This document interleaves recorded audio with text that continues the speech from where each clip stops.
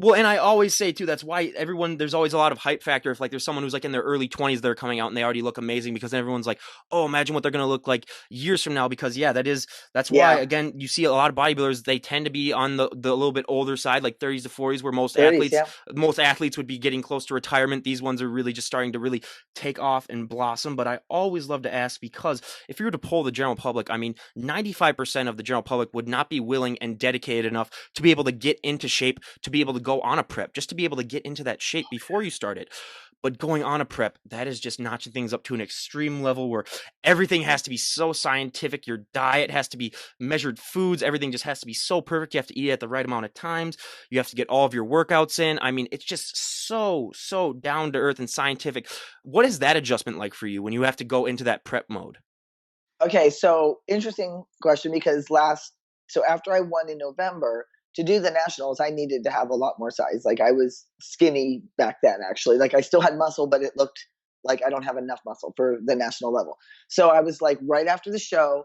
So I went into like what people consider bulking up. But here's the difference. The way I did it was with clean food. So you still want to eat, even when you're eating to make gains, you want to eat clean food because you're not going to gain if you're eating at, McDonald's every day of the week. Now, I do have a quarter pounder once a week when I'm in my bulking phase, but that's it. No fries or nothing. I do have a quarter pounder.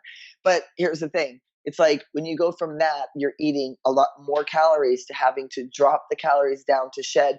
You'll put on some body fat. It's inevitable and you want to, and you'll put on some muscle and some water. So when you start to do your show prep, that's designed to give your body that adjustment to get rid of the water and to burn the fat off slowly so you don't become catabolic and lose all your hard-earned muscle. So that's what like a lot of people don't understand. You're not going into like deprivation where you're starving. You're feeding, but you're feeding yourself every 3 to 4 hours, and you want to make sure that you're getting the right macros, increments of protein, grams of protein, grams of carbs, grams of fat, tons of water. I'll drink like 2 gallons of water a day. That's the hardest part for me, is getting the water in, because you're just chugging water all day long. But your meals are shrinking considerably, but not so much that it's like overnight. You're just like, that's why you have to give yourself a lengthier prep time. So it depends on how much, excuse me, body fat that you've actually put on in your off season. So that's why you don't want to be a pig and gorge yourself on everything and gain 30 pounds of fat. Now, some people after a show, they will do that and then they will rebound and they will hold probably 10 pounds of water, 20 pounds more that they're gaining just from eating nonstop junk food for months after a show. So you have to get prepared to refeed yourself slowly, right? Because you're shocking your system.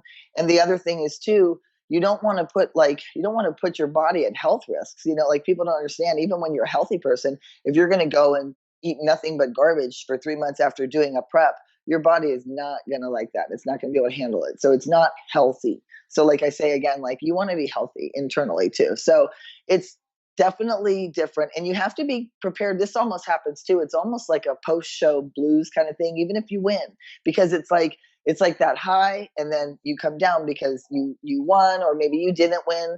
That could also be traumatic to you. You may have to go work on things. So just to get back in the grind of, well, now here I am again, I'm just lifting stuff, but you're not seeing the leanness coming in that you do for a show prep because you're in off season, and you don't want to see that. You want to be putting on muscle. So that's like kind of the thing too. It can be depressing almost because that high is now down here. And so a lot of times with people, it's good to take a week off and just go do something fun and not push yourself in the gym really hard when you come back, unless you really love it and you're like, I was excited because I hadn't done it in so long that, so I was excited about coming back in the gym.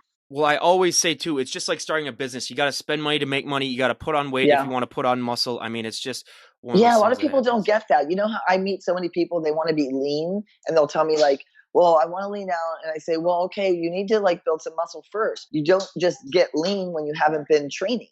You're already like, you want to lose weight and have definition and look better, but you're not muscular enough to just be like, I want to look like a bikini competitor or something like that. You have to train. And so sometimes people, with weight loss, especially when they come to you for weight loss, they haven't been working out and they're like, well, I want to lose this, I want to lose this.